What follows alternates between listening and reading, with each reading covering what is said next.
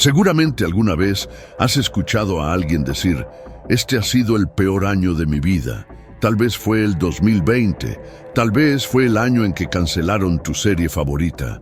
Pero, ¿y si te dijera que hay un año que oficialmente ha sido considerado el peor de la historia?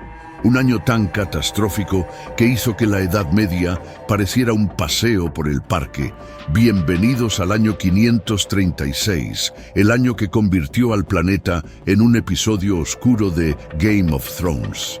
Imagina despertar un día y darte cuenta de que el sol decidió tomarse unas vacaciones. No amanece bien, la temperatura se desploma y de repente todo el mundo tiene hambre y está enfermo. Pues eso fue exactamente lo que pasó.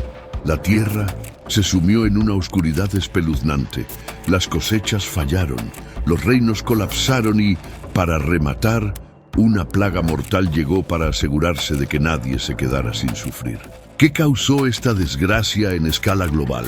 ¿Y cómo lograron sobrevivir los que quedaron? Prepárate, porque esta historia te va a sorprender.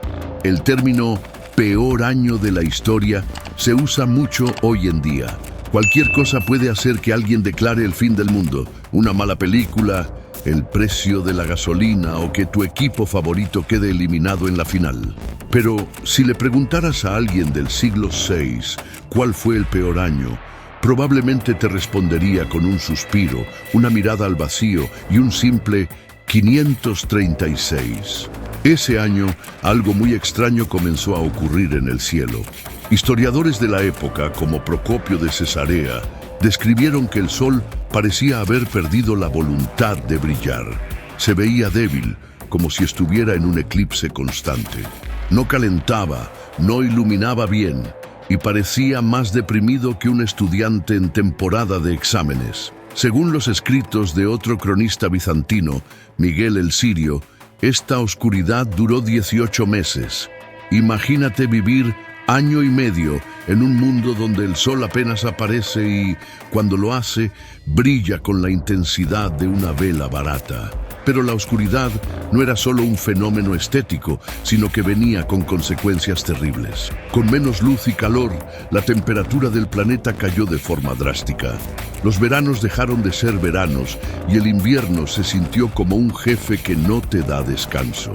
Este frío extremo fue solo el principio de una serie de desastres que harían que hasta los más optimistas perdieran la fe en la humanidad.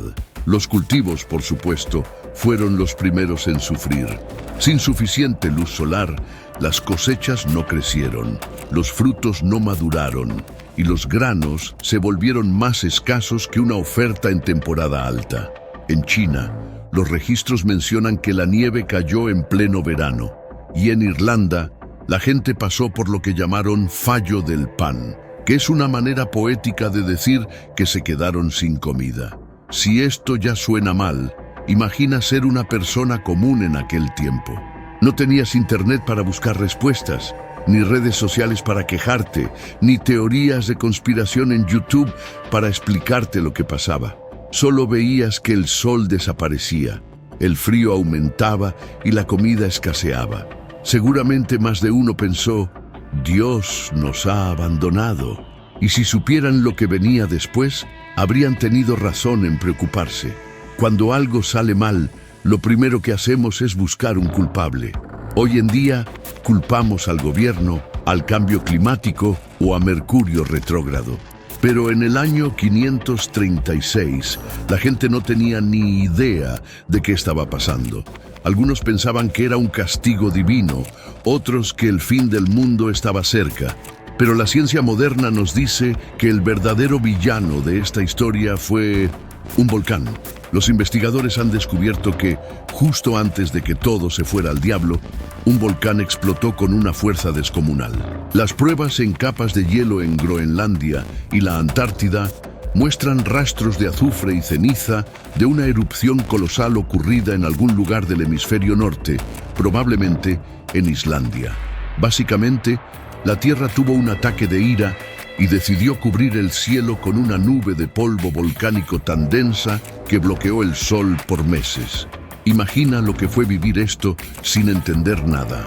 Un día te levantas y el cielo está gris, pero no por lluvia, sino porque el mundo entero parece estar dentro de una chimenea gigante.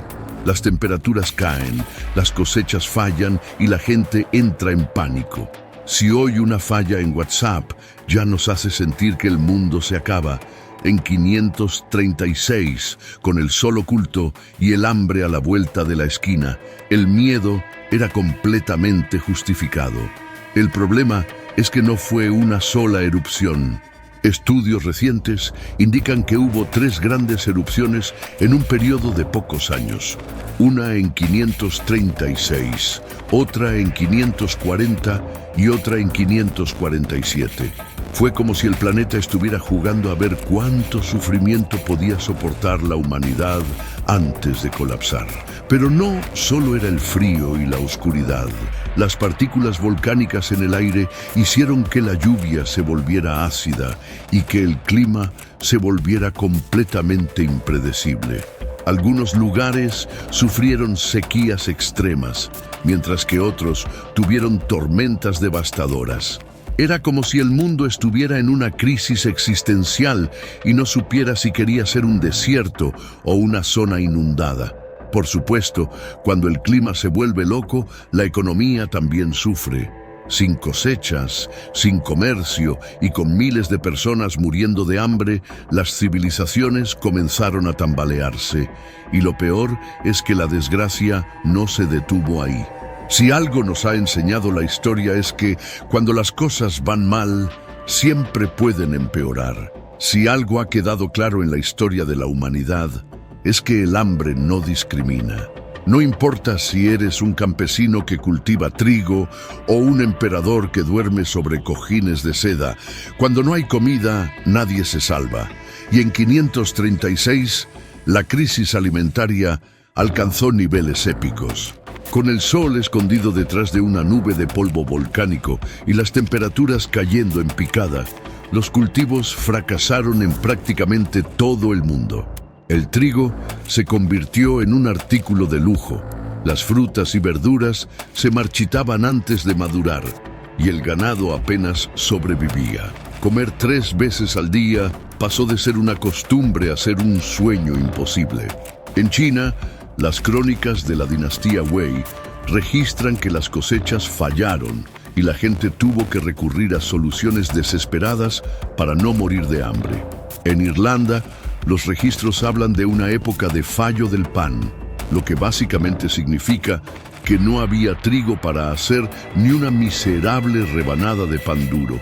Y en el Imperio Bizantino, donde la comida solía ser abundante, la escasez golpeó tan fuerte que la población comenzó a desplomarse. Ahora, cuando la comida es escasa, la creatividad humana no tiene límites. En varios lugares, la gente empezó a alimentarse de raíces, cortezas de árboles y cualquier cosa que pareciera mínimamente comestible. Y sí, también hubo canibalismo, porque cuando la supervivencia está en juego, la moralidad se vuelve un lujo que pocos pueden darse. Como si el hambre no fuera suficiente problema, los precios de los alimentos se dispararon.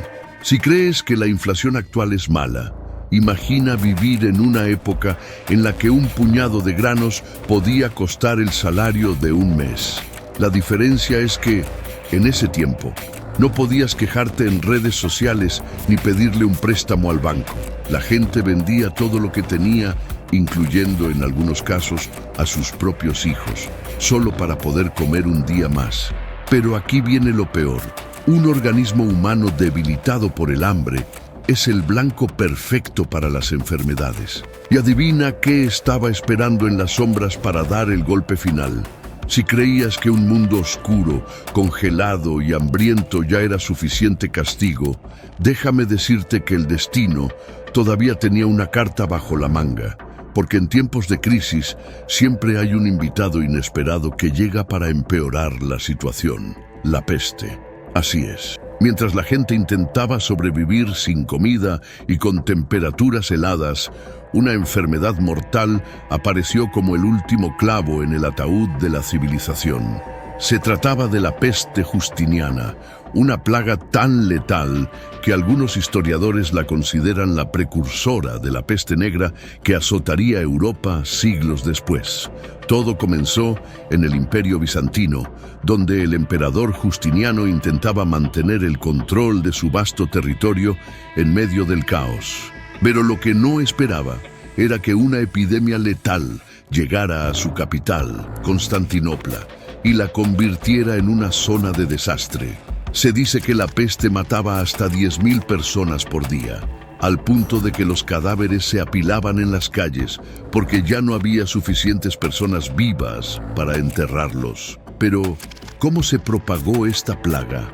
Bueno, como siempre, los culpables fueron las ratas, o más específicamente, las pulgas que viajaban en sus lomos. Con el comercio en crisis y la gente huyendo del hambre y el frío, las caravanas y barcos se convirtieron en perfectos taxis para los parásitos. Así, la enfermedad se expandió rápidamente por el Mediterráneo y otras partes del mundo, matando a millones en su camino.